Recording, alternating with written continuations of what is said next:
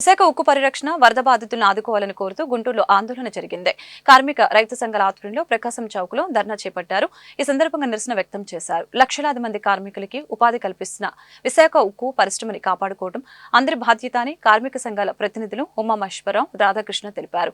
ప్రైవేటీకరణకు వ్యతిరేకంగా నిరంతరం పోరాటం చేస్తామని తెలిపారు. విశాఖ ఉక్కు పరిరక్షణ కోసం రాష్ట్ర ప్రభుత్వం కృషి చేయాలని అన్నారు. అదేవిధంగా వరదల్ని జాతీయ విపత్తుగా ప్రకటించి కేంద్ర ప్రభుత్వం తగిన విధంగా నిధులు విడుదల చేయాలని డిమాండ్ చేశారు. వరదల కారణంగా ఉపాధి కోల్పోయిన కార్మికులు, రైతుల్ని ఆర్థిక సాయంతో ఆదుకోవాలని స్పష్టం చేశారు.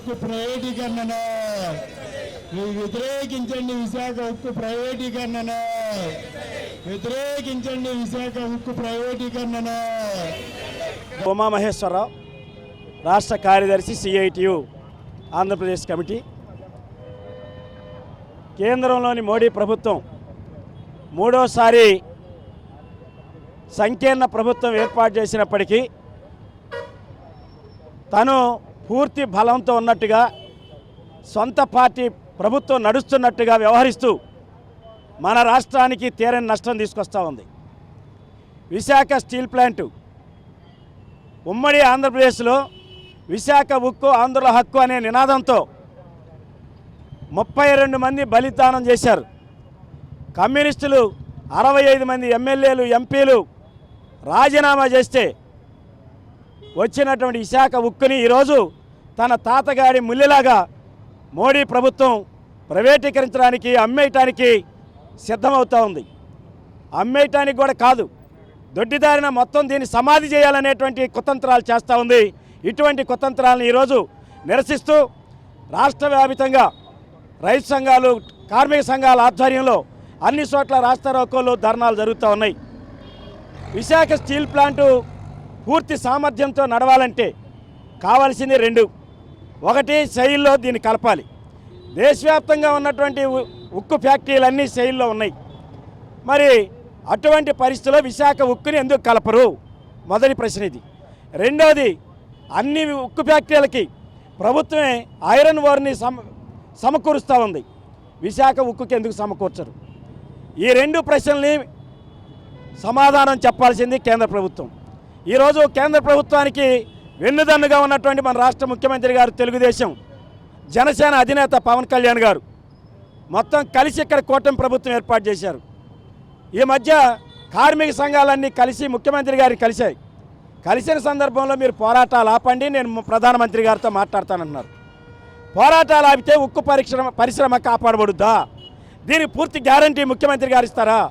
పవన్ కళ్యాణ్ గారు మంత్రి పదవి వచ్చిన తర్వాత ఇంతవరకు నోరు మీద పెట్టల.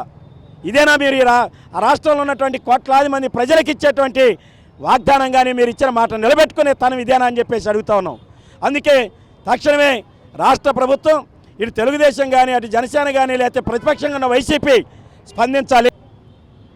ప్రైవేటీకరణ చేయొద్దు, కార్పొరేట్లకు అప్పచెప్పొద్దు, ప్రభుత్వ రంగంలోనే ఉంచాలని గత 1400 రోజుల నుండి కూడా ఆందోళన జరుగుతున్నాయి.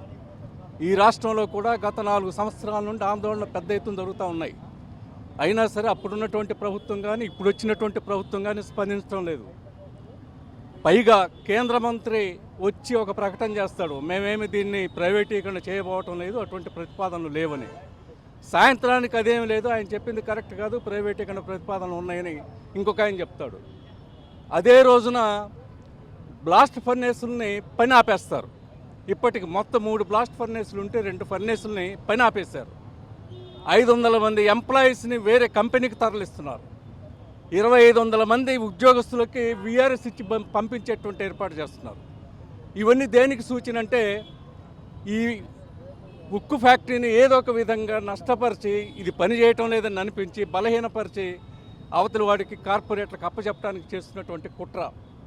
దాదాపు 3 లక్షల కోట్ల రూపాయలు ఖరీదు చేసి ఆస్తులు ఉన్నటువంటి విశాఖ ఉక్కు ఫ్యాక్టరీ ఆసియాలోనే అతిపెద్ద ఉక్కు ఫ్యాక్టరీ, ఆసియాలోనే అత్యంత ఉన్నతమైనటువంటి క్వాలిటీ కలిగినటువంటి ఉక్కును అందిస్తున్నటువంటి ఉక్కు ఫ్యాక్టరీ, 28,000 మంది ఉద్యోగస్తులు, అలాగే 1,00,000 మందికి పైగా బ్రతుకుతున్నటువంటి విశాఖ ఉక్కు ఫ్యాక్టరీ.